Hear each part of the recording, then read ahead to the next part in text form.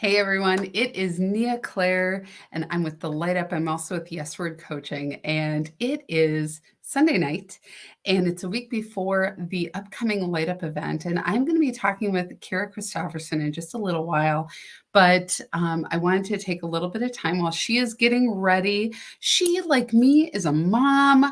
We have little ones, and those little ones need us when they need us, not always when we make the time. So we're working that out. But I wanted to just come on and say hello and let you know about the upcoming light up that we've got going on. Sorry, all my jewelry is all wonky. Anybody else have that? So on the next Sunday, the 26th, at this time, we'll be just getting wrapped up with the light up.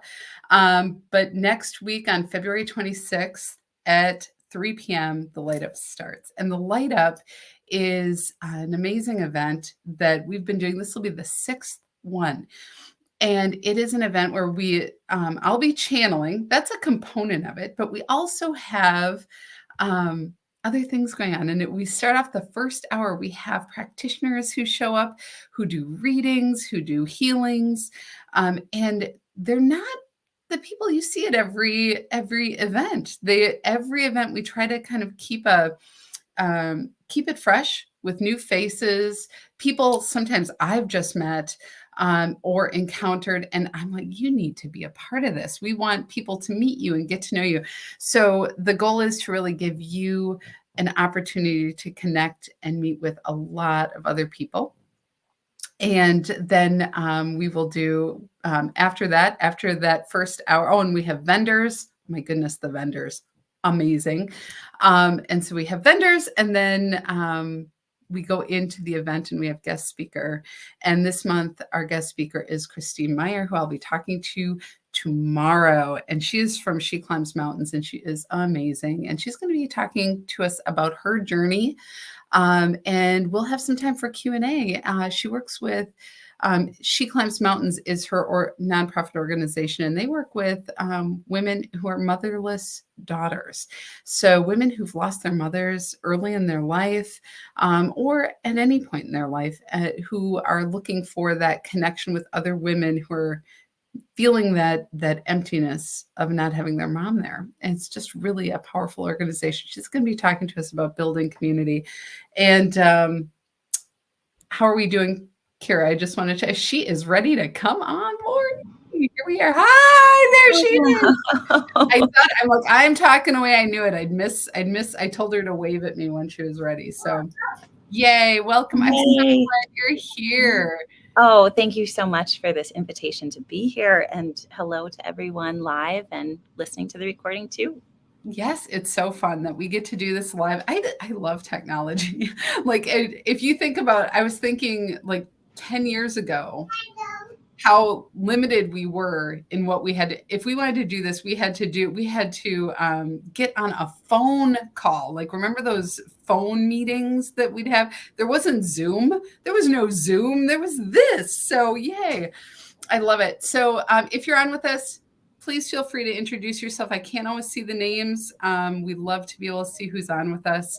But Kyra, I am excited that you're going to be at the Light Up. She's going to be one of our practitioners.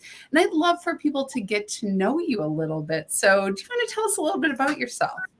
Oh, thank you. Yeah, Kyra Christopherson, and I am, by day, I'm a teacher. I'm a Montessori teacher. So I teach 6 through 9-year-olds at Seward Montessori. And that has been a beautiful journey to becoming a teacher there. This is my second year teaching at Seward. So it's been really fun. And I am a mother, a daughter, a sister, a wife. I really love participating in community and leading community events.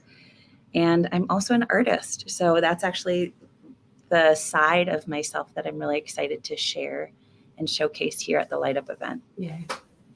Yeah, I got a chance to see that at the New Year's event that we did. And we had this little activity, and I look over, I'm like, oh my goodness, this one has got some skills. It was brilliant. It was so fun to see your work. It's fun to have it be kind of like a hidden talent or a hidden, part of myself that just kind of gets unveiled. So especially as a teacher, I don't necessarily draw all the time because I really feel it's important for children to see it just and like feel free in their expression. Yeah. But at the end of each year, I always do a portrait of each child. So it's like, Oh, and portraiture is like my thing, right? oh That was wow. what I studied. I studied art history in college. I did a lot of, my thesis back then was looking at faces of war. So with the Iraq and Afghani war, Yeah.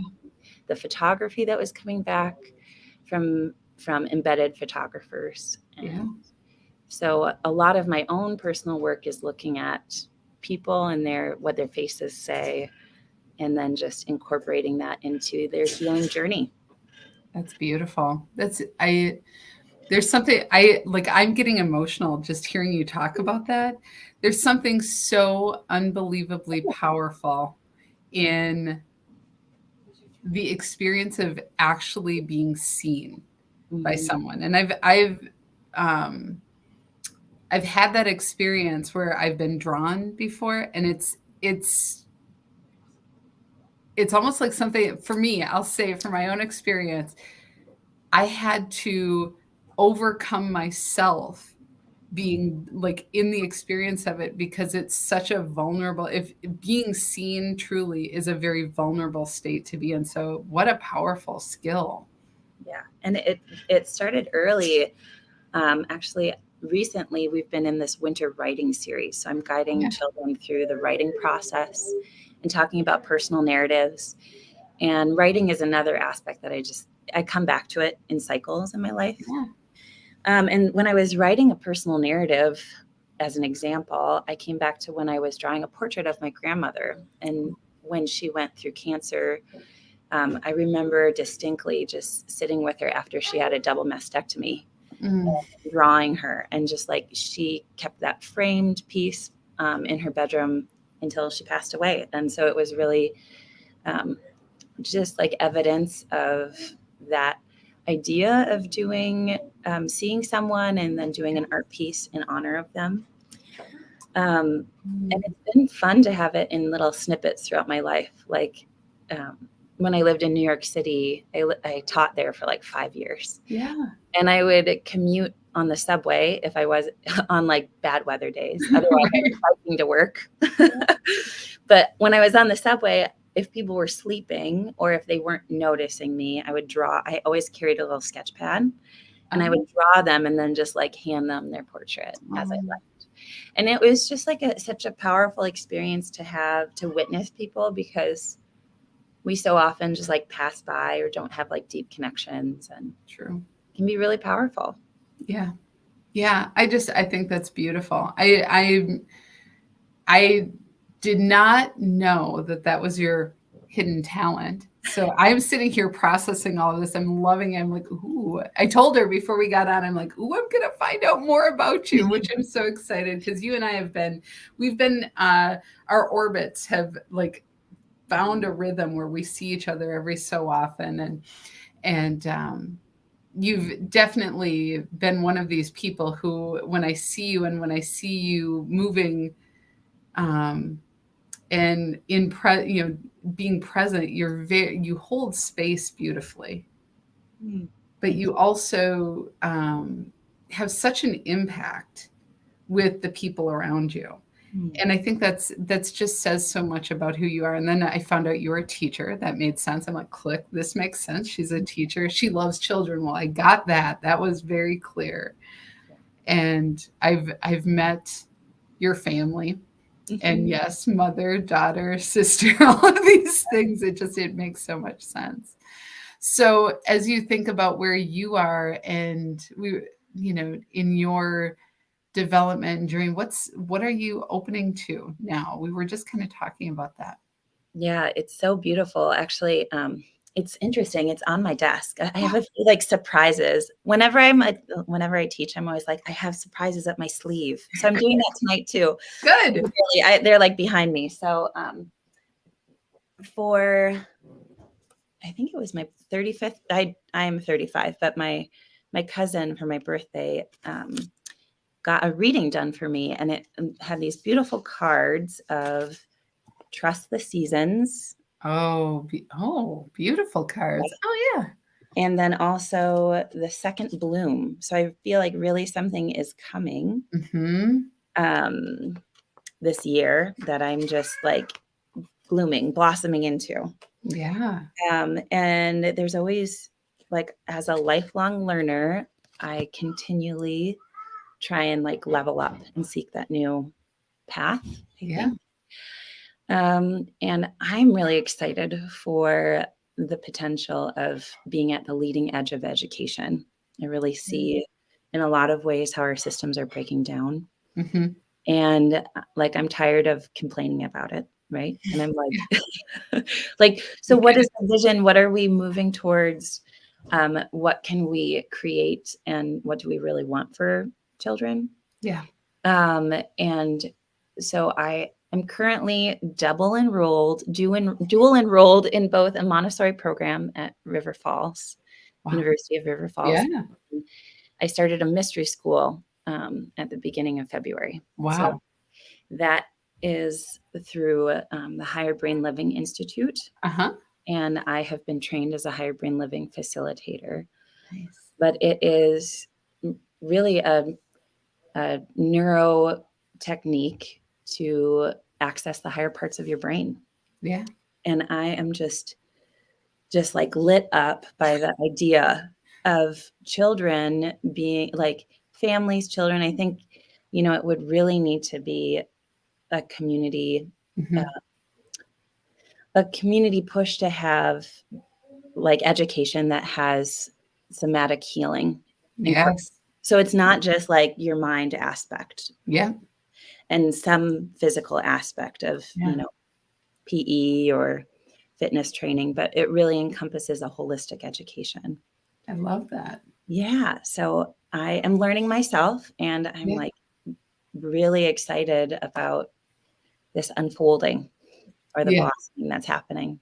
Yeah, I love the double blossom. I can't let that go. Like my mind, when you brought that card up, I'm like, oh, the double blossom. It reminds me of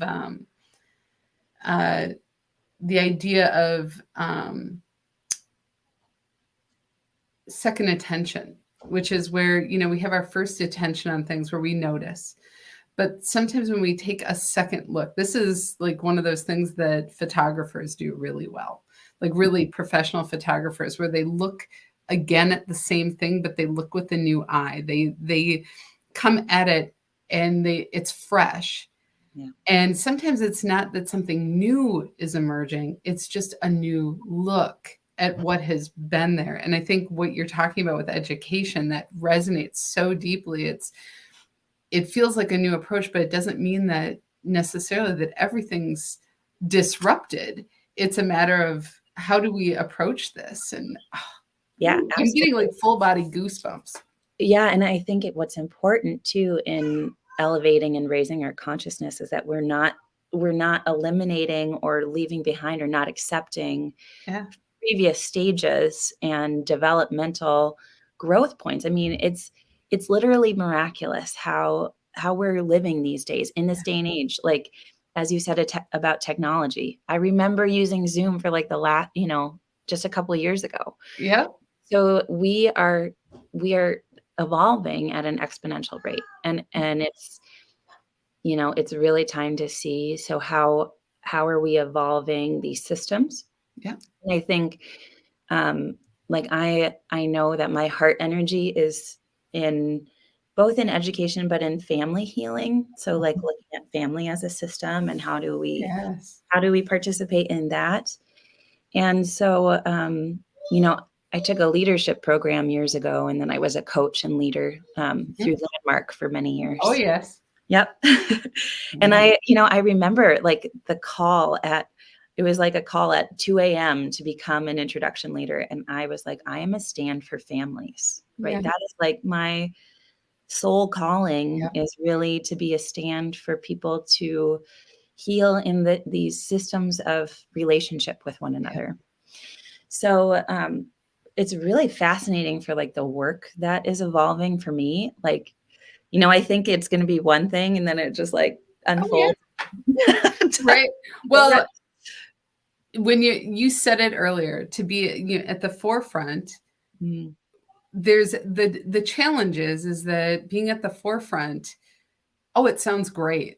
It's absolutely insane because everything's fresh and we go, "Ah," and we act surprised. But we shouldn't be surprised because we're when you're pushing at the edge of things, when you're willing to go a little bit farther, it's it's lonely Mm-hmm. and exciting and invigorating and frustrating. It's all of that all the time. You know, so of course you're going through so stay the course, stay the course. Yeah, and also, like, it can be really scary to take full responsibility for your life, Yeah. right? Like, 100% Yeah. and not, like and then catch yourself when it's like, "Oh, I'm not taking responsibility Yeah. here." Yeah. Right? Like, that just to be awake to that, I mean, is so, um it is activating of the lower brain. So I am Yeah. gonna say that, but there's so much reward and meaning and, like, a whole new expanse on life. Yeah. I just keep on saying to, like, my inner, like, people, my friends and family, just, like, Yeah. I just feel like my capacity is growing, and when you step into those roles, like, if you say yes to parenthood or if you say yes to a new position or Yes. you say yes to like, if you say yes and move into that, then you're gonna expand even if you don't know how. Like, That's you're just gonna do it. I So think that's the part that if we look culturally, right? Culturally, we've been taught that we have to know first and then we step forward. It's making the decision and then it's the following action and then it's the knowing that follows after that. Mhm. Knowing cannot come before the action. And we have to be in it. And so I love that you're talking about this because I think that's part of the grind collectively that we're experiencing is the how do I do what I don't know how to do and fall back into that habit of pulling back, of resisting or existing versus I most people would chalk it up to I just don't have the courage. And I'm like, well, courage you nobody just walks around with a big old cup full of courage. You just do it and then you feel courageous. That's it. And then you do it again and you feel more courageous. And literally, if you look at, like, your brain, right? Yeah.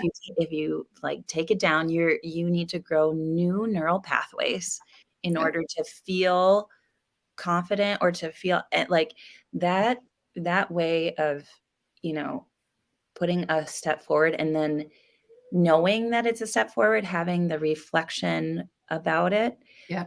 gives you the capability to do it again and again And again.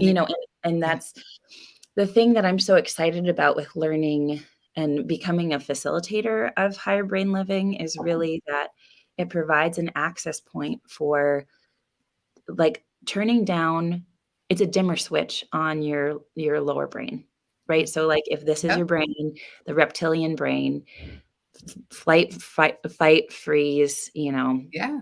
and then that is activated constantly, even in our modern day, Yeah. right? And so when I'm looking at what can I do? What can I provide for people? It's like empowering them and teaching them how to lessen that and highlight and bring energy to the prefrontal cortex, which is the higher brain thinking aspect, which we only use a very small percentage of. Yeah. It's very Um, true. and so it's it's literally an expansion of the origin of well-being in your body and your mind. And I'm just like, So like when are we gonna have you, teaching a class? That's gonna be the next thing. We'll have to figure that out. I think, um, timing is good. I think you've been lining yourself up to be able to do this. Not that you have all the time in the world right now because 'cause you're mom, Mhm. your wife, you are student, you are teacher, you're doing a lot right now. And so, Yeah, and still, while life is full, like, I so my mom has been in the hospital for the last, like, almost 60 days. oh, And when you were saying that this next event is gonna be, like, this energy around mothers, yes. I think when your life is full and you're, like, you can be tapped into that heart space, Yeah. like, it it doesn't matter, like, you know, that it's full. It's just like, "Okay, I can deal Yeah. with this," right? Like, Right. it's, like, really coming and generating energy from love and Yeah. really, like, diving deep to do that. So, That's I understand this. There's something about when you fall into that rhythm of doing what you love and also feeling that it's almost like a pull to be able to do it. There's a reserve of energy that comes out of who knows where. yeah. And it's there. And I have felt that too, where I'm like, are you kidding me? Are you kidding me? Not one more thing. And then it just works. It Mhm. flows. So I'm sorry to hear about your mom, but it is, when we have these moments, they bring us into a different level of presence and capacity for what is here for you, and also to be able to receive the love and support, you know. And to know that that love and support is ever present. Like, Mhm. That's right. my father passed away 3 years ago, and I've had profound, you know, really, really strong connections with the healing of his passing, you know, Yeah. and it's just been yes, I miss him, and I know that, like, I'm just at peace with it, and Yeah. I'm really grateful for this process with my mom. It's a lot it's so interesting. It's like you see the karmic ties, Oh, yeah. and you just, like it's beautiful, you know? It's just like, "Okay, this is what I we have to live through, I guess," Yeah. like, you know, and I'm really grateful. I'm grateful for being her daughter. Yeah. Yeah. That's it's beautiful. And it's I think,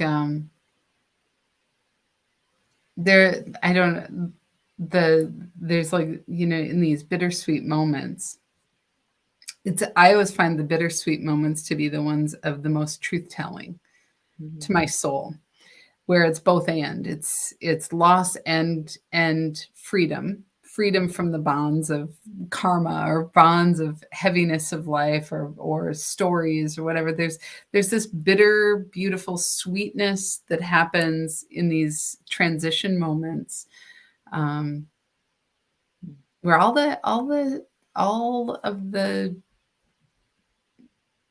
I don't even want to call it pain. It's like the perceived blocks just kind of fall away. Yeah. And there you are.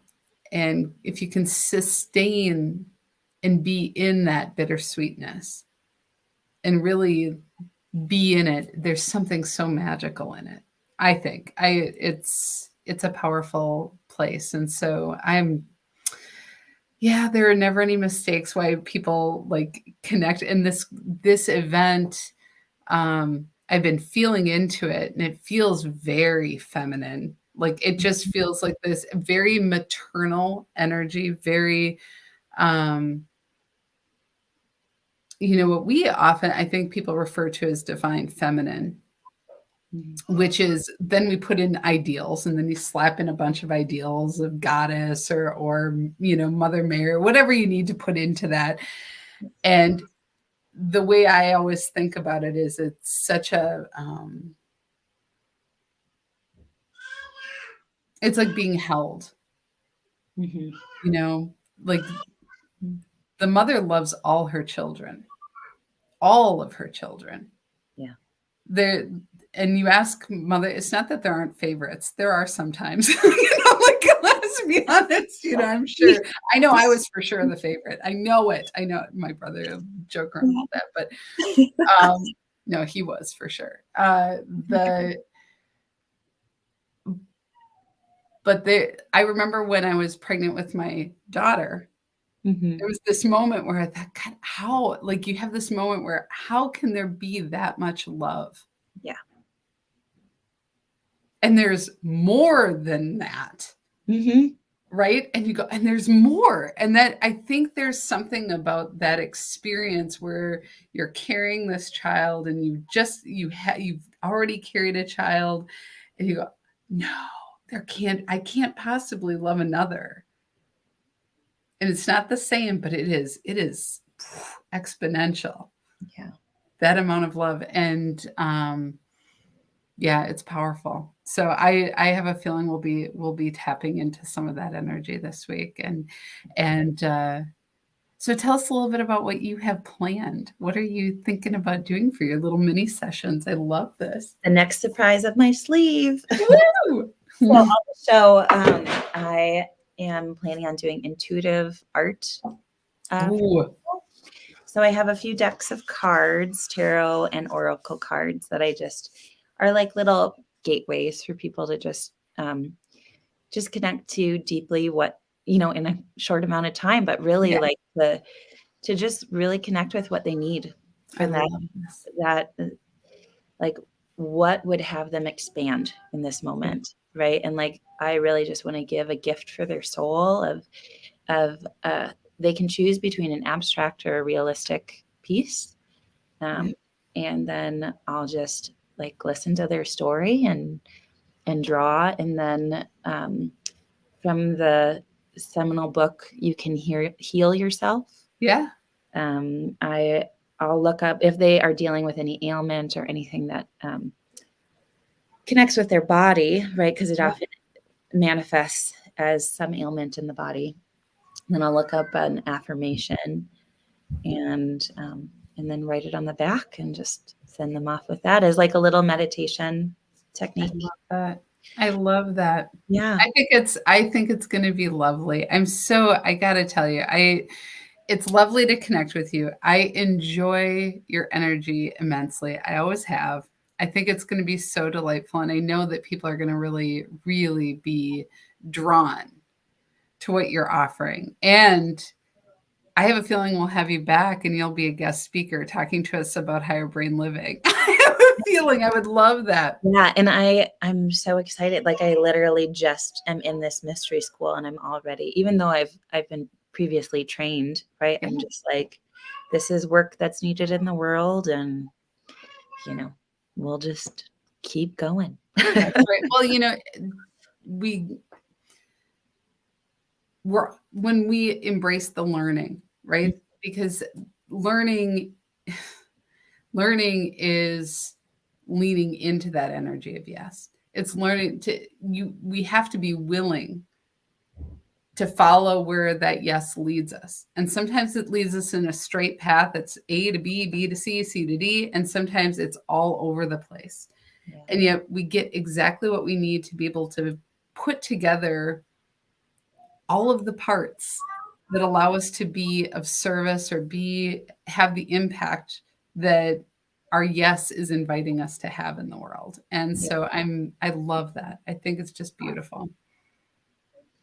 Well, I'm excited to share beauty, and I just am so delighted. The light up events literally they light you up. Like I have been so delighted to go and just be in that energy. I have been listening to Abraham Hicks for many Yeah. years. Oh Just yeah. like it's so beautiful to be in the presence of like a local, just like you are such a gift Thank you. to both the world and the community that we have here. And Thank you. yeah. Thank you. I feel very honored to be able to do the work that I do and to it's so much more fun with friends. I have to say the work that we do because it's very easy to put people into, on a pedestal or put people as this is the way things are. But when we're together, what I find is we can hear things better Mhm. when we're in group because we